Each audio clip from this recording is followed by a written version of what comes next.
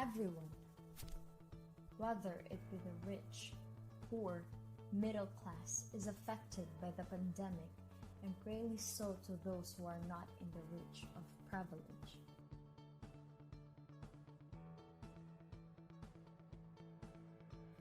Moreover, in our country, Philippines, the effects of digital divide is evident.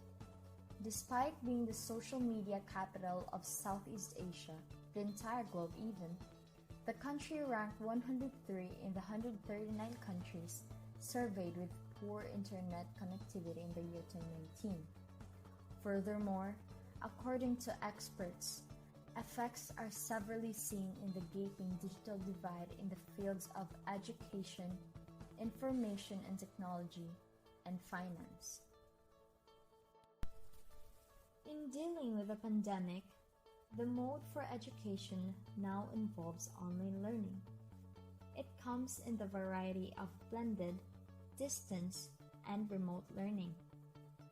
While the approaches are newly introduced, the internet has already been used for educational purposes, aiding both students and teachers alike since the year 1993 when it was released for public use. However, because of virtual learning, it has birthed more concerning problems whether or not to continue with the academic school year. Several studies have shown that rates for individuals out of school, unemployed teachers, and for dropouts has undeniably skyrocketed not only in the country but also in the whole world. Surprisingly, as the rate increases, all levels of education have moved online. Some are delighted, even so, the majority are not. One facet of internet divide is of those students who lack internet access. This may be particularly so for the lower income learners. It may not be the case for other income classes. Despite having poor quality due to slow internet speed, majority of the students have already online access, but mainly online on social media. Thus, it is not a matter of access, but for where they invest their access is. There is also another aspect of digital divide that requires a huge amount of attention: the use of online means by the elderly. Most teachers and educators are of the ages of 55 and above. Statistics have shown that only 12% are able to traverse the internet, either because some of them refute or some of them cannot, thereby severely affected and compromised online learning for the inability to deliver quality online education due to unfamiliarity of the new mode of teaching and learning, resulting to many Filipinos missing out on opportunities for education.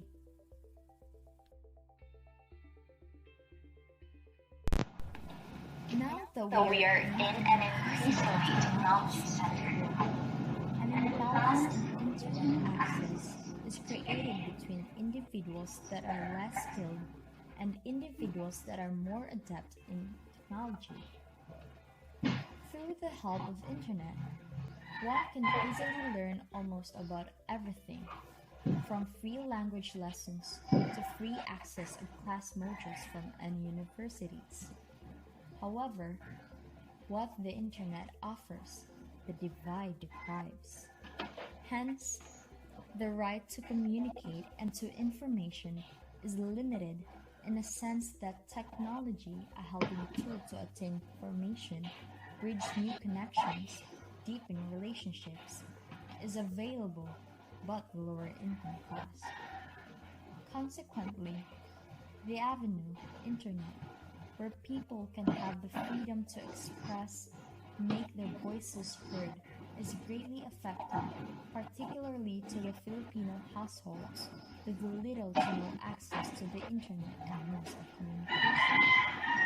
As a result, Most Filipino rely on mobile data to connect online, for it is much cheaper and practical if used to have means of communication such as text messages or a phone call.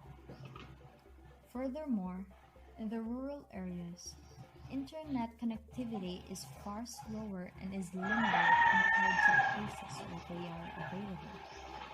Although available, it is relatively expensive and is still poor quality.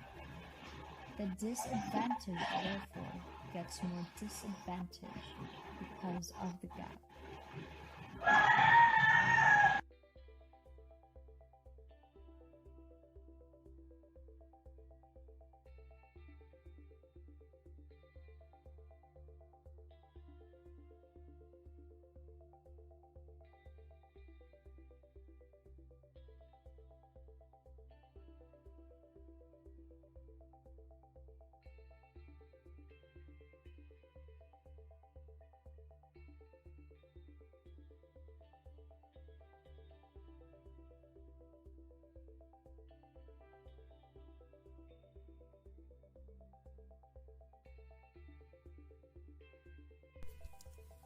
Financial capacity is a huge factor needed in order to keep up in these times.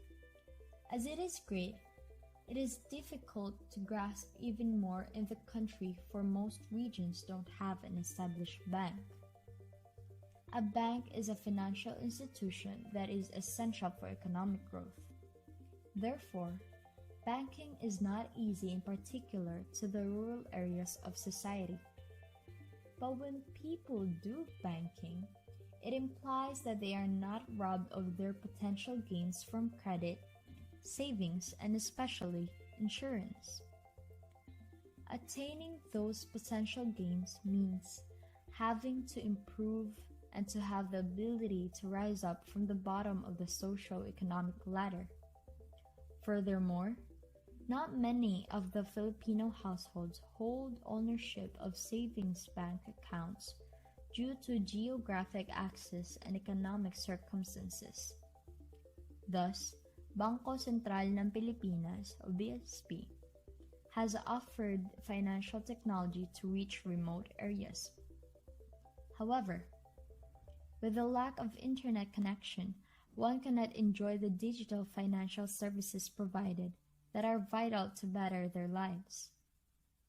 In contrast, higher income households are expected to have the leverage and more likely to have good access to digital resources.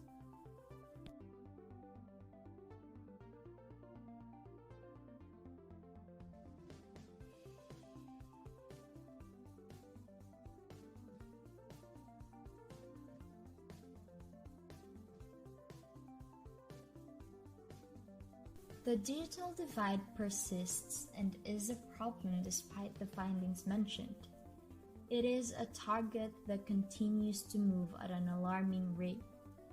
As it acts as a target, it ironically turns into a goal that needs to be achieved. Likewise, the developing countries continue to progress, furthermore leaving our country to only dream in hopes of catching up.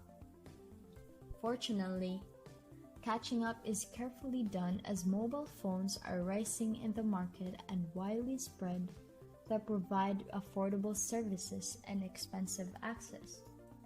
Thus, as more Filipino households use mobile phone for data, the more bits of the gap are chipped.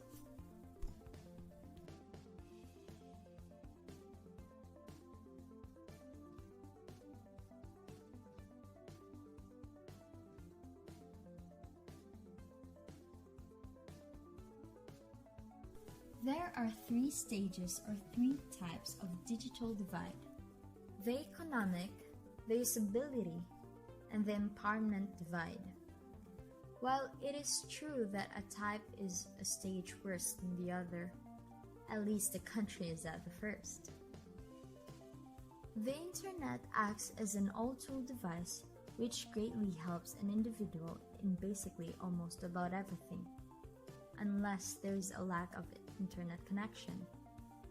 However, it is also a double-edged sword if not used properly. Why? One can get easily scammed, cheated, stalked, posed, or even be robbed of identity if not careful. It is an environment wherein those who are less skilled are unlikely to indulge the advantages it offers. Suppose we have 3 people. Person 1 can't afford a gadget. Person 2 who can afford yet illiterate. Person 3 who both can afford and is literate does not take fully advantage of the services being laid. The prior is the economic divide. As per mentioned, most of the regions are still remote areas, further implying that Filipino households are often the not unserved and underserved in the market. However, in the case of economic divide, the country needs to simply wait it out as Philippines is now considered as a newly industrialized country. As an industrialized country, gadget cost is no longer a hated problem. Simply put, there's a newly released model of mobile phone, and given that it's a new model, the price can be a little heavy. However, if an individual tries to give it more or less than 5 years, the cost will eventually be much lower than its original price. Thus, our country, is a type 1.